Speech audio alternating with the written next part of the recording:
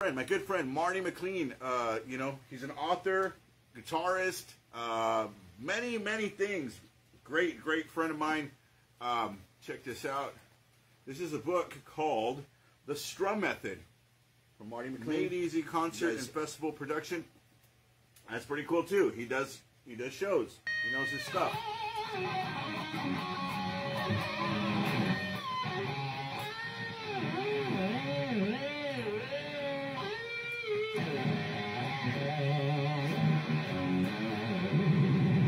There we go.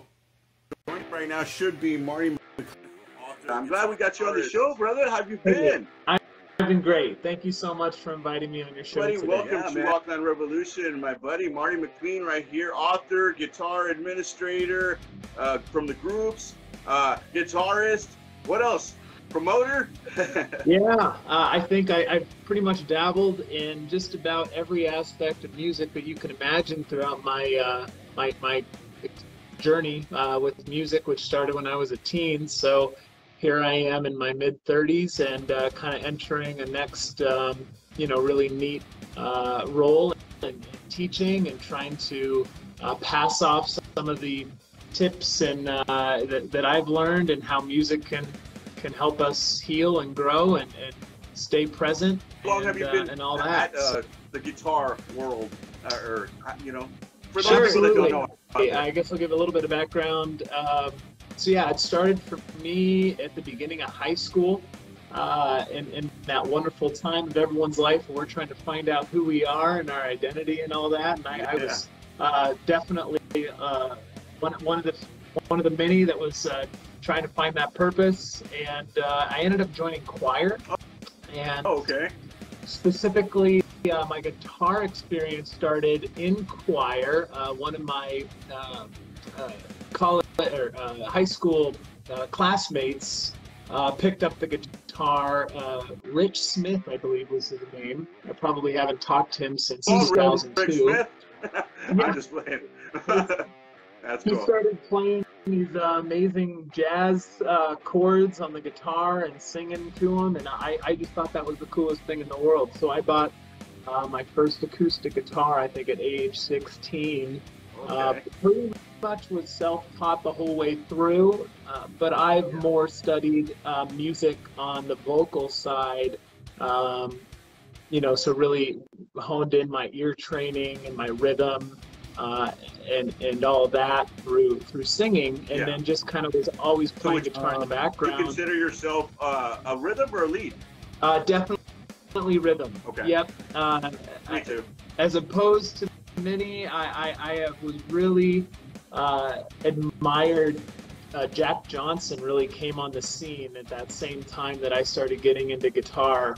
Yeah. And I just loved the percussive rhythm of his strumming patterns, and so and I think I really, because I had a singing background to begin with, I've always admired being able to play guitar and sing to kind of create that full sound, call it a campfire singer or whatnot. But love lead, I know, a little bit. I know enough to hold my own if I was jamming with someone, but I definitely haven't studied up on my modes enough to consider myself a lead guitarist. He can play. So you guys, make sure. Guys, I know you're working on several things. I'm not sure what we can tell the audience today. Yeah. Because I know the inside scoop on stuff, but you guys are. I just know that you guys are going to definitely want to pay attention to Mr. This thing right here. Good thing for guitar players. This right here is the newest book. It is The Strum Method. Correct. That's it. Yeah. What inspired this book, and how long did it take to make a book? I've always wanted to. That's one of my bucket lists. Make a book somehow. Good so question. How did you do it? I guess before I talk about how the book got created, it was. I've been in the music industry for a couple of decades. After high school, I went and studied it in college. I got a couple degrees, one in music, one in business management. So I moved to New York City right after college. I was managing artists, more indie and smaller artists, so no one that I could really plug at the moment. I started a music festival company around that same time. Yeah. I don't know if you've ever found up and coming bands. One of the ideal ways that we can grow as a small band is getting exposure, and one of those big ways is to play festivals, right? And there's this interesting catch-22 in the industry where you can't play festivals until you have experience playing festivals. And so I thought, I was trying to get some of my bands into music festivals, and it was impossible. They kept saying, well, you can't play our festival until you have played other festivals. And I'm like, well, I can't play other festivals. That's why I'm talking to you guys to get into my first festival. And so me and a buddy just decided, let's start producing our own music festivals and giving those small bands a chance to get exposure and start building their festival repertoire so that they have some clout when talking to, some larger names. Yeah. So festivals. I did this nonprofit music festival company that was just about local bands supporting local music. I'm all about that. I've done, as you know, I've done charity, events and promotion and stuff like that. So I mean, it's hard work. It's hard work. You learn a lot, and I'm sure you're very knowledgeable. He even has a book, guys, on that, right? Yeah, I really admire that you were doing that for that great cause there a few months back. And so, that book that he's showing right there was kind of the aftermath of producing a bunch of music festivals. This was about a decade ago, and then I did that for a couple years. It took me around the country producing various festivals, and I thought to myself, like, what can I do with all that experience and knowledge? And so I put it into a book. It was about a year-long process of making that book. As you can see, it's a thick book. It took a long time to write and create this. And right as we were about to launch it was when COVID hit. Oh. Yeah, and so we're like, okay, coming out with a music festival book right at the beginning of COVID is kind of irrelevant because the world shut down. And so I had to completely transition the whole book to being a post-pandemic book and how to produce festivals in light of a pandemic. And so that came out great, and I'm really proud of my team for having made that fast transition. But I sent you that book. I hope it helped out a little bit. Thank you so much. He even autographed it for me, both books. Yeah, and I really appreciate that. My son has definitely he's taking a little peek here and there because he's got school and stuff like that, but he's looking at it, and especially the strum method. He's been looking at it. Of course, he did a little, I guess you could say you did a little live tutorial one time with us and stuff. So he's gotten a lot better. I gotta tell you that. So one day we gotta like do a little video so you can absolutely see how much he's progressed and what you showed him. You've always done a tremendous job at supporting my company Jam Fast, and so I really wanted to always do what I can to help you out as well. So that you have. That's open to everybody, right? That's an open, anybody that wants to learn. Tell us a little bit about that. Maybe we get some people on there. Maybe absolutely. Again, beginning of COVID, I was like, all right, well, if the music industry live, is not really doing anything. This was, 2.5 years ago now. How could I transition? And so I actually got into a bad back injury at the time. I was kind of laid up on bed for a few months, and so one of my buddies actually said, hey, you should start trying to create a business of teaching people something that you know. And I was like, well, I can get people that don't know anything about guitar to being able to call themselves a guitarist. Maybe not a virtuoso, but I call myself a guitarist. So I was like, if I could just teach people what I know, that should be at least sufficient to reach a lot of musical streams. It's funny that you said that. Like you call yourself a guitarist, right? You said, but I've always been a singer first. If anybody out there knows anything about me, I was a vocalist first. I didn't start playing until COVID hit. Oh, for real? So it's been about 2 years or so, 2.5 years maybe. Well, you got some amazing chops for only playing for a couple of years, my friend. Well, thank you. I told. They asked me, because sometimes I'll put like a hashtag, and I'll put, I'm not a guitarist. but it's because I feel like I'm more of a fan. Well, it's Does an that make sense? interesting concept because I think what being a guitarist is different to everybody. Yeah. And that's one of the things that I approach with all of my students, and what we approach with on the group is you first have to classify to you what is being a guitarist. What are your goals? Ask it is, what is your why? Like, why do you want to play guitar? What's that end goal? Because there's always, within any, hopefully any hobby, you're always growing. You're always learn more. You know, at least at this point in time, would you be able to call yourself a guitarist? For me, it was being able to play songs that people recognize, and just to bring joy and happiness into a specific moment. That comes with being able to pick up songs quickly, being able to not be intimidated something new. Yeah. And so it took, especially being self-taught on the guitar, it took over a decade for me to equip myself with the tools to be able to learn any song. That is what I set on a goal at the beginning of 2020.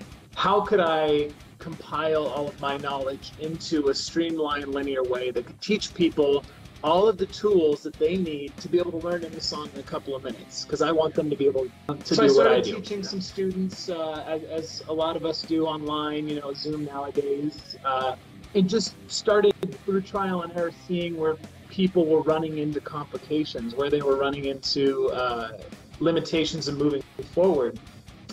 And I realized, like, instead of teaching all of the topics of guitar, because it's literally limitless, how could I boil it down? Like, I wrote down on paper, what are those things that I know how to do, the tools that I know how to do, that allow me to open up Ultimate Guitar tab, or open up whatever online, and look at some sheet music tablature, chord charts, or whatever, and just play the song immediately. And so I kind of wrote them down, and I was like, okay,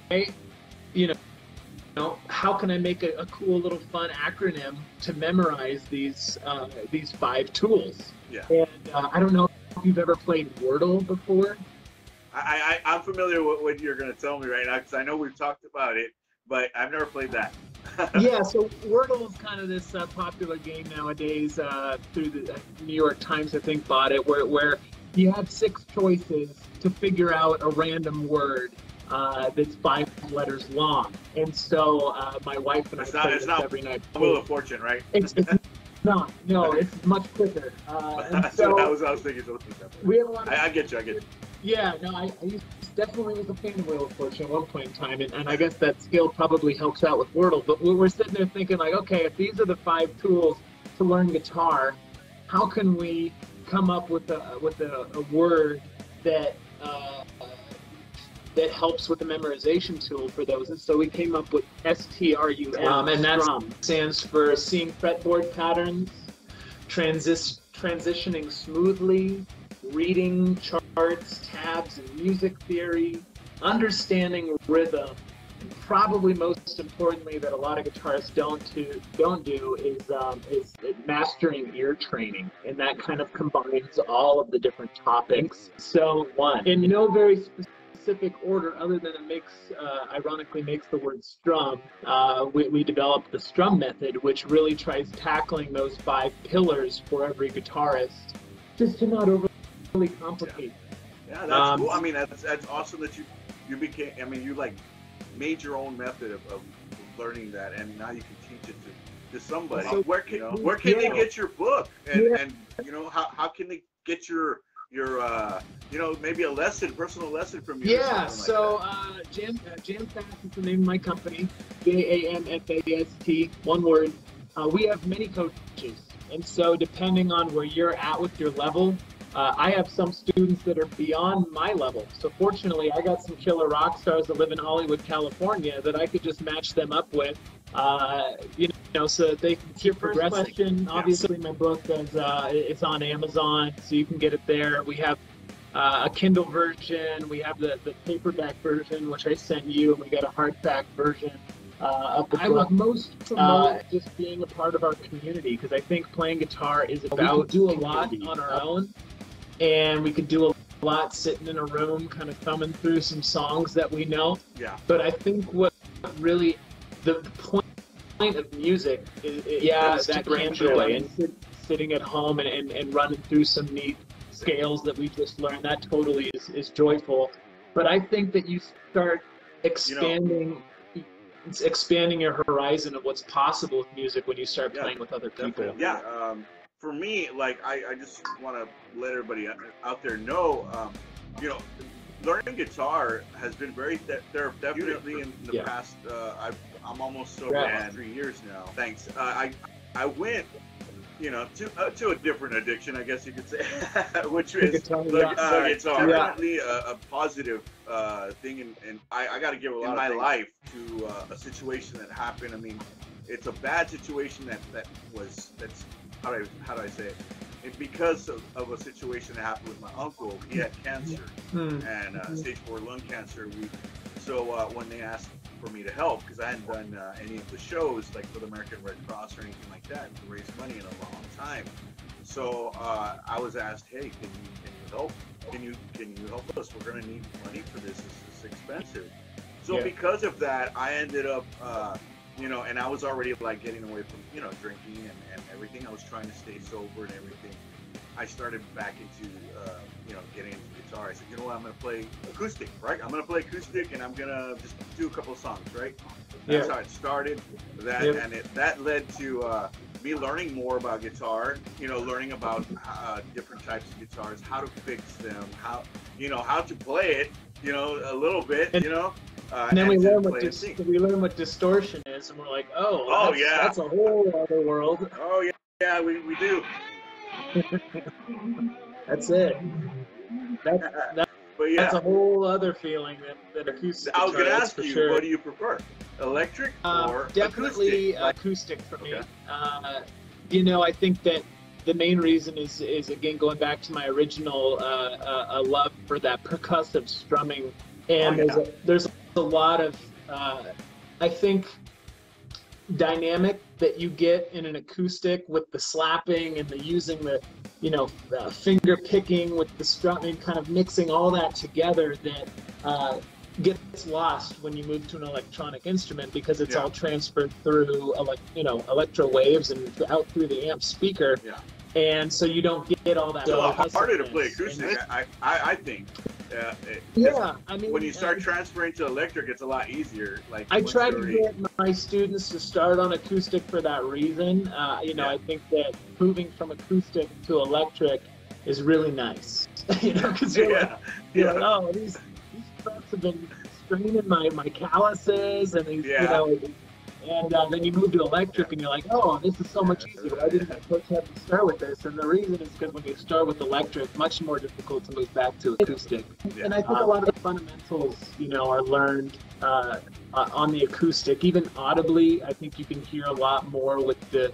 originally the instrument was obviously never amplified. The original, guitar, which is debated exactly where that came from, but they had no amplification at that point. So I think that there's something about starting out traditionally. One of the bands that I remember that would Days of the New a lot. You remember them?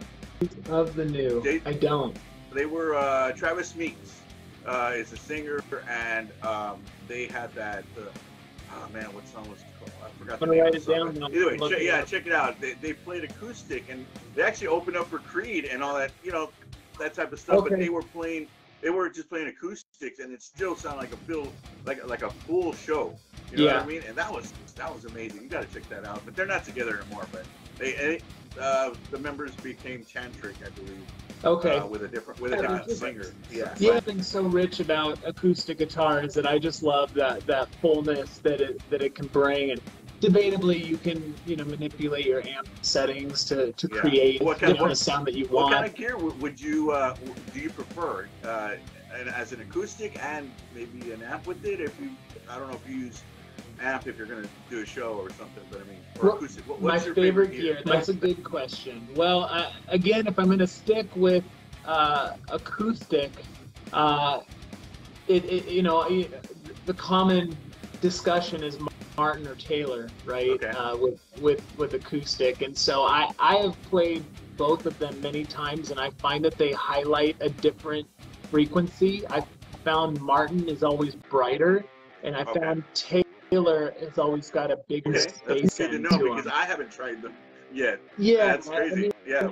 obviously, these are super general. You can get Taylors that specify in a more brighter tone, and you can get Martins that specify in a more, lower frequencies. Yeah. But I think just on a general, Martin emphasizes its bright tone, and Taylor has a little bit, possibly a larger body. I don't really know what it is, but every Taylor I've played just has a little bit bigger of a bass to it. Yeah. And so then it depends on where you're playing this. So if I'm playing it, through an amplification into a mix of a band, I'd probably want a little bit of a brighter tone just so that it pops a little bit more. Yeah.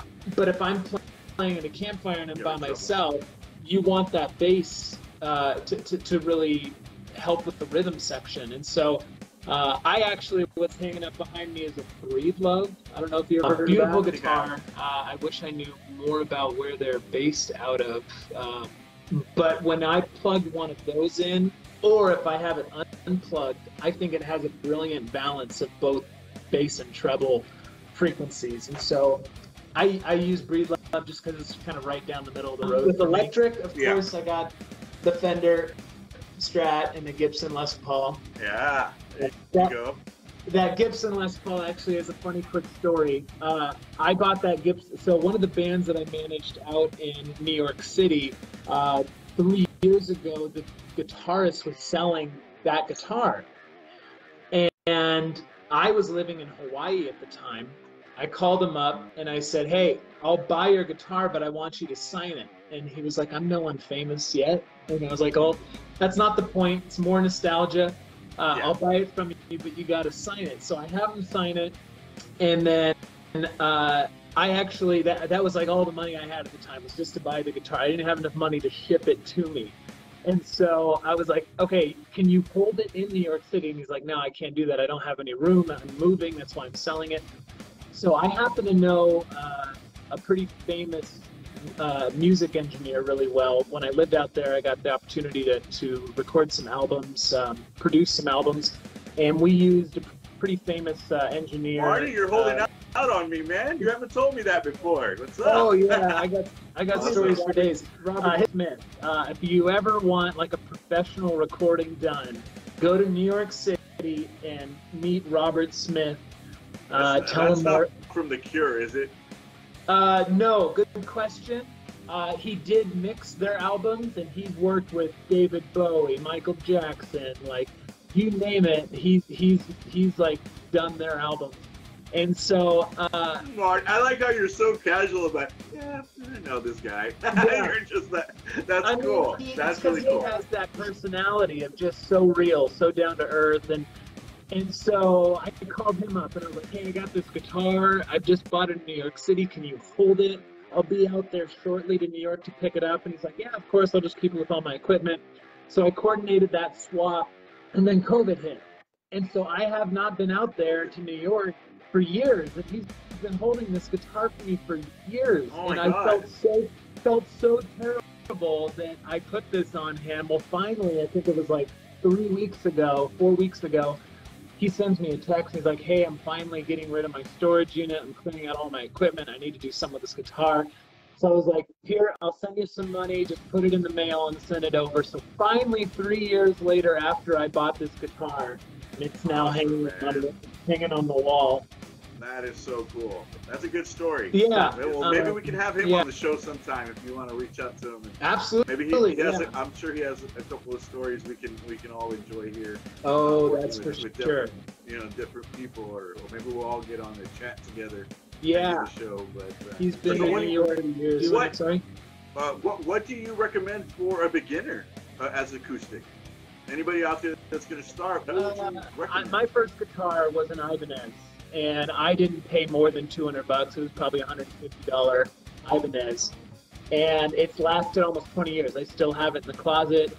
I still love playing it for the nostalgia of it. And so, yeah, I mean, I wouldn't necessarily go into like the Martin or Taylor level of guitar as a beginner. Yeah. I just don't think there's a need until you really know the sound that you want. I think that's part of the musician's journey, is finding your noise, finding Marty, your sound. I think you have a new album title right there with that. Finding your sound. Finding your sound, for sure. And I think it's totally the arc of a good, you know, artist is, you know, first you have interest to play music. Then you buy your first instrument, you start learning the basics and the fundamentals. You get past that, and then Picasso says an artist learns all of the rules to break them, right? So you learn everything. Oh, I like that. Yeah, you learn everything you can in guitar, but then eventually you realize the rules are more just guidelines so that you understand the principles, and now you get to play between the lines, finding, you know, what is your unique sound, which has more to do with just than just the sound of your instrument, and it also has to do with, you know, what are the common licks that you play, what are the common, you know, the riffs, the strumming pattern, your percussiveness. It just kind of all becomes you. And so I think that kind of goes into what instrument, you know, and what brand you eventually like to play. Yeah. I don't necessarily think you need to, as a beginner, need to invest into a $400, $500, $2,000 guitar. I would just stick with Ibanez or Yamaha. Make great starter guitars. Yes, Yamaha. I'm using a Silvertone that I bought for $20. I mean, right? I bought it. I fixed it, and it sounds great. Yeah, I think it's part of the magic of the process too. I going into the music store, trying different guitars, talking to friends about why they like the guitar they do. Yeah. I think it all goes into the magic of learning. Less to do with the actual brand of guitar they come out of the store with, and more to do with the journey of finding it. I think is important because, especially for beginners, you know, we need to build that magic up constantly. We need to remind ourselves why we're there to play, what got us excited in the first place. What you said a while ago, there's so many more reasons to play guitar than just to sound good. I think there's both external and internal reasons why we play the guitar. You know, for you, it had a lot of therapeutic, you know, meaning behind it, and your uncle, and that's so admirable, so amazing. And I think it's common that people try to use guitar as that mechanism to help find a little bit of escape, help define your presentness in a voice, you know, in some dark for times, a lot of people. You know, I think it can be a friend, you know. And so I think there's a lot of internal reasons to play guitar that even supersede sounding good. Even for people that want to sound good and stand in front of audiences, I think there's still an internal justification on why they want or need that to happen. Yeah. I think they need to be, maybe they're seeking recognition, maybe they're seeking purpose. But I think really digging into those questions as a beginner helps you carry through the, you know, the strength that's required to learn any new hobby. To go back to what you said about 10 minutes ago, the way that you could do that as a beginning guitarist is just become part of our community, which you could do currently is on Facebook is the easiest place to find us. We have both a page and a group. I recommend just joining the page, and then you'll see us plug in the group, and you can always join in there if you want as well, but it's just facebook.com/. Yeah, you learn a lot, because I've learned a lot. I'm on there myself, guys, so like I'm telling you, I've learned some stuff there. Like somebody will post something, it's a good community for anybody trying to you know start playing guitar, and you know, even as a beginner, I'm still a beginner, and I still check in on that, and I'm like, oh, okay, I didn't know that, you know. So that's always a good way. You know, you have 5 minutes, so all it takes 5 minutes, go look, see, okay, oh, you know what, I can do this exercise, or I can. He's always posting the best stuff, so I love your posts, my friend, too. And if I could ask anything from the people on that group, I wish there was more people reaching out with their insecurities, more people reaching out with, you know, and by their insecurities, I mean asking questions on where they're stuck, or posting videos of where they're at so you can get feedback. It goes back to you get more out of music when you're playing with other people. You can find me posting one educational post a day, where I kind of give one little tip of something, you know, a bite-sized tip, so to speak, that you can read through in a couple of minutes, and then you get one funny meme a day. Yeah, there's funny ones too. I was about to get to that. I was like, yeah, he has some funny ones too. Yeah, we got some good, keeping you smiling, keeping the enjoyment in guitar. Yeah. And then obviously, not here to plug, the whole path of Jam Fast Guitar, but if you are interested, we have the free jumpstart courses. You need to bring up. So yeah, I came out with a strum method. I found pretty quickly some people reading it because it's marketed towards beginners and people that think they're intermediate guitarists, but they're really still just beginners. Like, they're like, okay, I can play through my songs, I can play through some of these things. It's like, yeah, but you got to put all the pieces together. And so that's what it's marketed to. But I had some people read the book that were like fresh out the gate, and they were like, hey, this looks good, and it sounds like you know what you're talking about.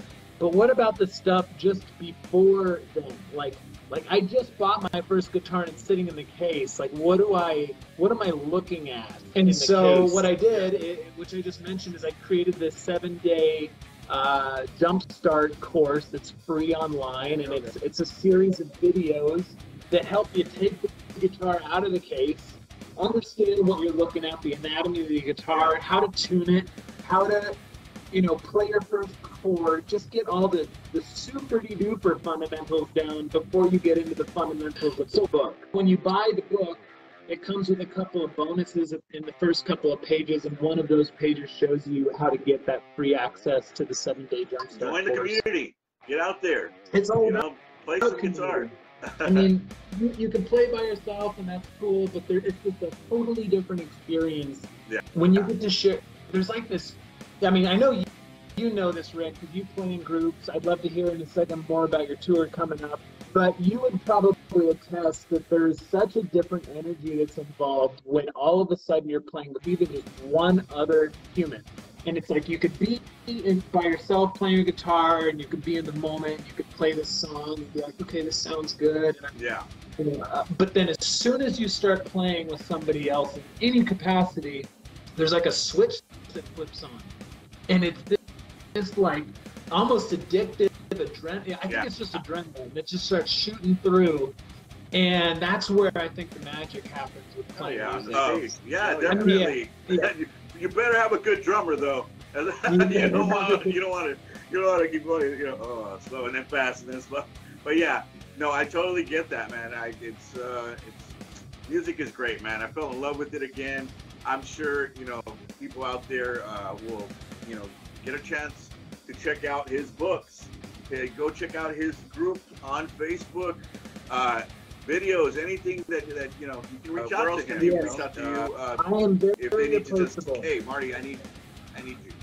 I will say right now, my wife and I are in the thick of doing something very exciting with Jam Fast. I definitely can't give out too much information at this point, but all I could say is we've figured out how to gamify. I think that's one of the obstacles for not even just new beginning guitarists, but there's so many guitarists that have spent a year or two getting to an intermediate level, and then we all know the word plateau, and guitarists plateau and they don't know how to move forward, and they keep playing the same things over and over again.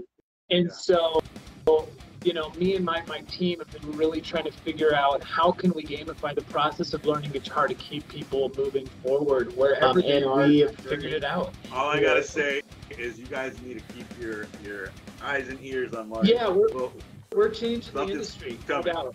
No doubt, we are literally changing the industry. It's going to be pretty big, and I bet even if you actively tried not to hear about us, you'd probably fail, because we have an incredible plan that we're going to hit the ground running with here in just a couple of months. And so I'm sure the world will hear about this. On stage, definitely, man. I always ask this. I know that I'm not sure if you've performed in a while or anything.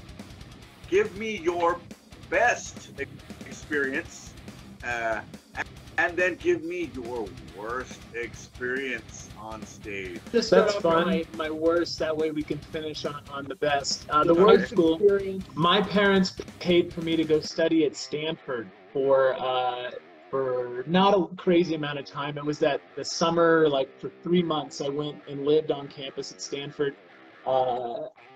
and I studied jazz vocals. So that's a lot of where my ear training comes from. I was in like a cappella jazz groups, crunch harmonies, really tight harmonies. So yeah, I went and studied at Stanford to learn how to become a jazz singer. And wow. And so Marty, you're gonna have to teach me a little bit of that, man. So I'd love to incorporate it in my rock and roll side. I would love to. I would love that. So yeah, we'll talk about that. So this 3-month, program, and you have just kind of like a normal college curriculum where you're going to all these different classes. One of those classes was a personal one-on-one coach that was coaching you through one specific song to learn throughout your whole journey.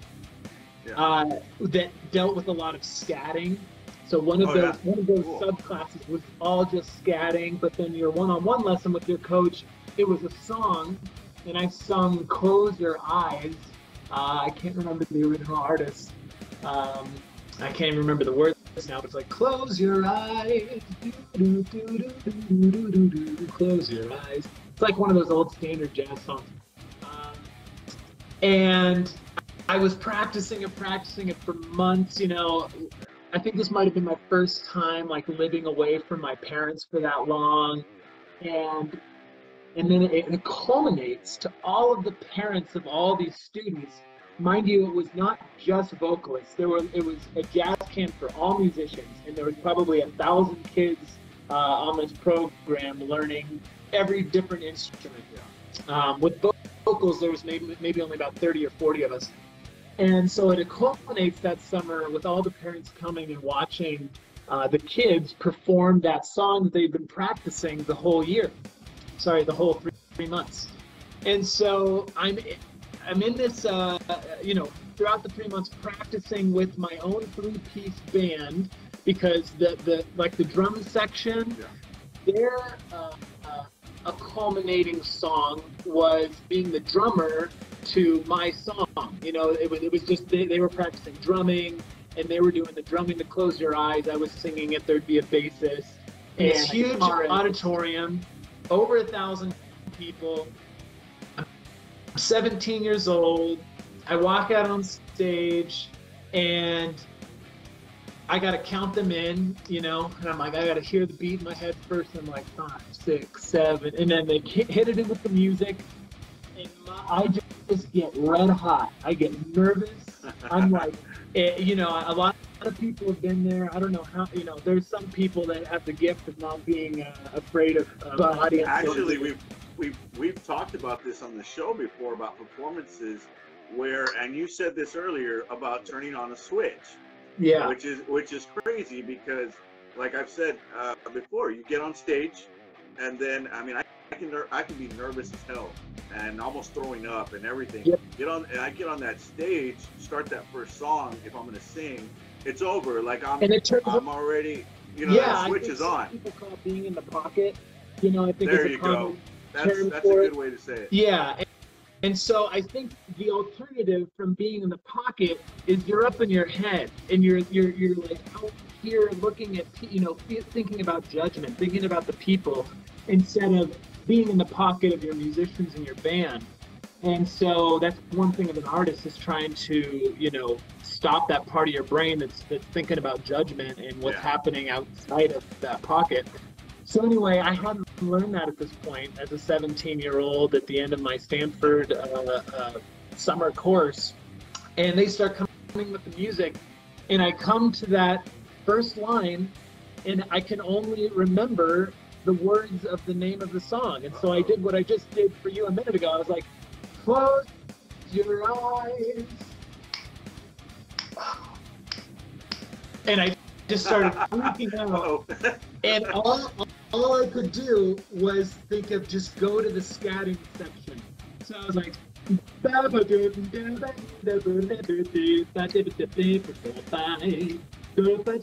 I scattered for 2 minutes straight. Cool. Hey, at least you didn't give up, right? It's called improvisation, right? I forgot every single word of the song, and I scattered for 2.5 minutes straight, and I couldn't believe it. I was beet red, and it definitely scarred me a little bit. So that was the bad one. Okay. That was the bad one. Good one. Good one. That wasn't so bad. You still did great. I mean, if you're going like that and you know doing the scatting, I mean, people are probably, hey, it's part of the show, you know. Yeah, right. So. And then there's this cherry red little kid on the stage sweating a pool at his feet. So probably one of the best experiences, be it forming, toss up.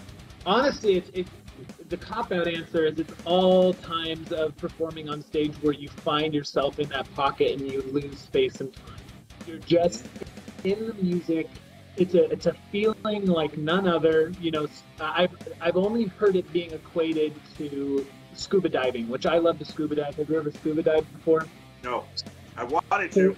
It's an amazing. I don't know if I could do it, but you know, where you can't speak to other people. It's therapeutic. You got the pressure. It's just this yeah, it's amazing feeling. It's the only other activity that I've heard kind of equated similarly to being in the pocket of a band. Did you do that on your vacation? You mean when I recently? I think you know, but I actually just got married. Congratulations! I was gonna say it. I just didn't know if you're okay with me saying. Yeah. Congratulations, Marty and Mrs. For that. I wanted to congratulate you. Congratulations, man. But yeah, definitely. You know, I'm so happy for you and everything that's to come here in 2023, man. With the books, with the other stuff. Wow. I'm gonna say the other stuff that is for the future. Everything, man. You know, I will have one more question before. Go ahead. Sorry. Goes without saying, Laurel is my better half. She and I love to scuba dive together. We didn't go scuba diving on that trip. We actually got married out in Portugal, and we were with a big group of all of our friends and family for many weeks out there. And so didn't do the scuba diving that trip, but we've done it before. Laurel and I actually met right at the beginning of COVID. Both of us, because I got my back injury, I had to move back in with my parents. I actually couldn't even get out of bed really for months, so I had to move back in with family for a while. She moved back in with family just because of the whole COVID thing. And she's brilliant. She's really a brilliant businesswoman, and so I needed someone to kind of bounce some ideas off of. And I was rehabilitating my back, so I just needed to start walking. Does she play? So she does. The funny story is, so we started walking and talking about business, and I started telling her about this new guitar company I was going to be starting, and she was like, "Well, if you'd like to teach me a little of something, you know, that would be cool." And this is kind of those magic moments where we started, you know, being able to spend more time together. And so the funny story is she was my first. We would actually create the curriculum together because we were able to talk about it out loud. Like, you know, Laurel, how did this, you know, how did you receive this information? And, you know, we were able to talk about it, kind of break that fourth wall. Yeah, it's amazing when you can find somebody like that to actually like help with what you're doing. You know what I mean? Your goals and everything. That is amazing. My wife is the same way. You know, I haven't been able to teach her too much because she's usually working a lot. She does surgery, so wow. You know, she's usually working a lot. So, but we got her a Jackson bass, so she's learning. Very cool. So there we go. You know, strong, healthy marriages is a 1-on-1 equals 3. It doesn't equal 2. You know, you guys got to make each other better, and she by far has made me into the man I am today. And I'm forever grateful. How many guitars do you have, and what did she say about getting a new one? It was ironic. She sold her guitar 2 weeks before meeting me, just because it was the classic story that it was sitting in the closet collecting dust for years, and she meant to play it, and she finally got rid of it, and then we met, and then here I was starting to. Fortunately, I have enough guitars for her to play, but instead of me needing to buy a new guitar, she's the one that needs to buy. I had like 50 guitars in here at one point, and my wife was just like, again, every day I was coming home with one, and it was just you know. Now I'm down to about a good 14, I think. but I don't have that many. I've never been a huge. I've never had the money, to be quite honest. They can get expensive, you know, when you start trying to find those new sounds. And yeah, I have those two. I have the Gibson Les Paul, Fender Strat. I have an Ibanez Electric that I don't even know if it has a model number. It's like the most basic Ibanez Electric you can get. It's the one that I got back when I was a teenager. I have an Ibanez Acoustic. Same thing. Don't know what the model is. I have my Breedlove, and I have a Jackson bass as well, which I actually have a fun story about Jackson for another day, but we're now 1 degree separation from the people that invented Jackson guitars, so I'll tell you about him. Logan is on right now. Logan. There he is, yeah. And so, yeah, there's some fun little connections. He says, what a great question to come into. I don't know which one it was, but I hope we answered it. And then, yeah, I think you liked it right now. I think you did a little like. So I got an ukulele as well. When I was living out in Hawaii, I was president, actually, of a nonprofit organization out there that taught children all about Hawaiian culture, and I ironically taught ukulele to the little kids. Yeah. And so I play a little bit of ukulele. So yeah, really not that many guitars. It would be cool to learn something on a ukulele. If you play guitar, ukulele is pretty simple. It's like hard to mess up type of thing. Somebody that's trying to inspire to that it should have happened yesterday, because it is such an enhancing part of anyone's life who spends the time to play it. And it's a journey. You know, kind of what I was saying earlier. The process of learning guitar never stops. You never are.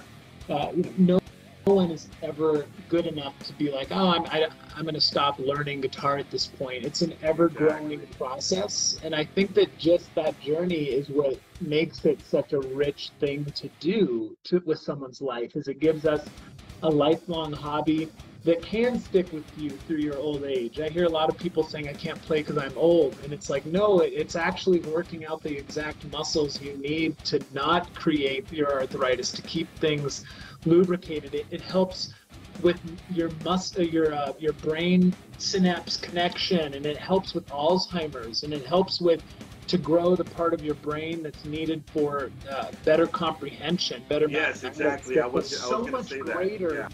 than just learning an instrument and becoming a guitar player.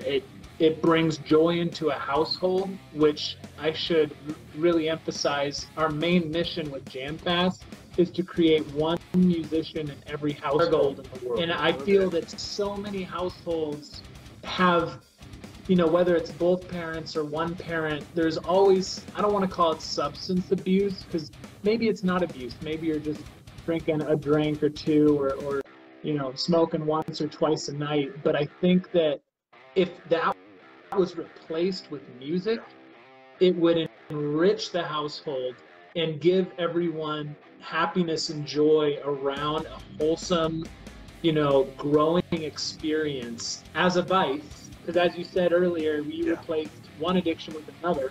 Yeah. But guitars, I think guitar is just such an answer that so many people need, that they don't hear our songs that our favorite songs, and we want to emulate those. I would say that's a byproduct of learning guitar. That's the icing on the cake, is being able to play your favorite songs. Do you have one? Favorite songs? You know what? I do. My favorite song, I don't even know the original artist. It's I think it was originally a Russian tune, but I learned it from my Parisian friend. It's called Jus Interdit, and I actually have a book that they gave to me that's Russian that has songs. I don't know how to read it, sort of. So finger picking pattern to it, and it's kind of, I love classical music, and it keeps moving. I love playing songs that are perfect for the moment. I think as a musician, you know, when we're around friends and family, we can almost be like, you know, the perfect song right now is "Say It Ain't So" by Weezer, or Jack Johnson's "Flake." The one I've always wanted the one I've always wanted to learn, and I haven't attempted yet, but at some point I will. It's one of my wife's favorite songs of all time, Blackbird by the Beatles. Oh, I got you. Yeah, I could teach you at least the intro. Marty McLean right here. Just make sure to check out his book, The Strum Method. Check him out. Check out what he's doing for the guitar community. Good luck, guys. Good luck with learning how to start to play some guitar. Thanks again. Some guitar. Thank you for being on the show, brother. Things works for 2023, I'm sure, and we'll definitely have you back. So I would love to get back on. Yeah, I think just a couple of months we're going to be able to start talking about the next big face of Jam Fast. We'll bring Logan on with you. Yep, that's a great idea. Thank you, Mr. Marty McLean, everybody. Thank you so much. Rockland Revolution. Make sure to check us out on YouTube, Facebook, and on Instagram. Thank you. Thanks, Rick. The revolution has begun. Woo!